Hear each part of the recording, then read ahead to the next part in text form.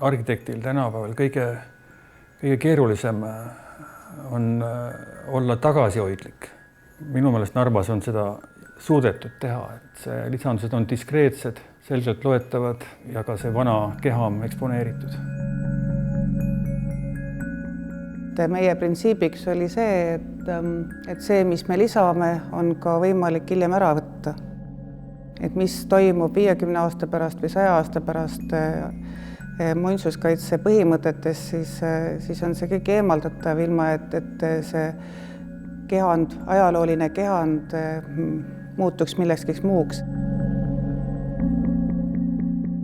Kogu see ehituskehand oli niivõrd keeruline, siin oli neid väga erinevaid ajastuid ja kihistusi ja ütleme nii, et natuke võib-olla võrdleks meid sellise lennujuhtidega, kes peavad nagu aru saama, et kui lennukeid taevas lendab, et mis kõrgusel ja kus nad lendavad, et nad omavahel kokku ei põrkuks, et meil tegelikult selle hoone nagu enda peas nende otste kokkuviimisega kulus ikka päris pikalt aega, et aru saada tõesti, kuidas see hoone funktsioneerib, kuhu need trepid kõik viivad, kuidas neid omavahel uuesti ühendada, kõik see tuli nagu üheks siis selliseks loogiliseks süsteemiks kokku siduda.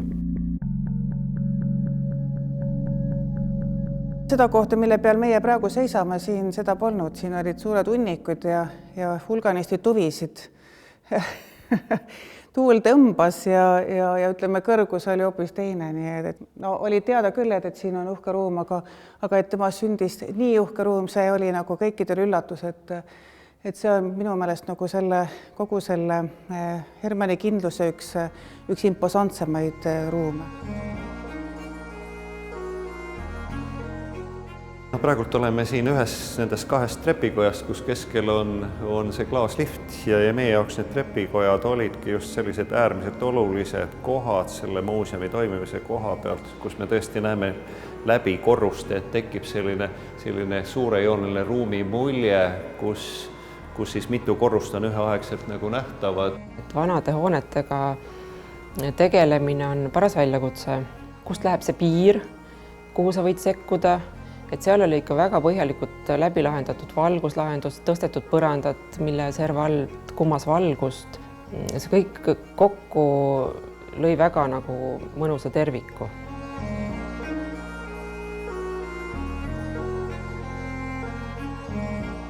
Valgustuse ma seadsime siia nende põrandaservade taha, et oleks kaetud seesama printsiip, et me toome selle uue lahti sellest vanast agakaed, et siis alt üles annab sellele müürile valguse ja annab tõesti minu meelest sellise tunde, et see põrand õljub nagu siin müüride vahel, et ta ei ole nagu fikseeritud siia seina, kuigi ometigi on. Aga nüüd see pisikene kitsa nurgaga valgusallikas, mida on siin nüüd laes palju, siis see võib-olla natukene annaks seda küünle meeleolu, et see valgus aitab kaasa sellele erilisele müürile ja toob kõike seda varju ja valgust toob nagu esile.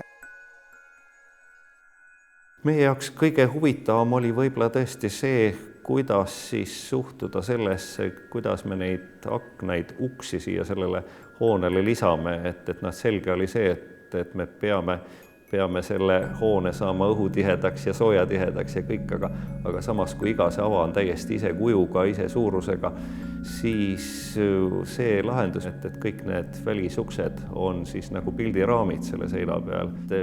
Nad kuidagi vormistavad selle ära, sa läbi selle klaasukse näed kõike seda sillust, kõike selle krobelisi uksepiitasid, kõike see on kuidagi nagu ausse läbi selle raami tõstetud.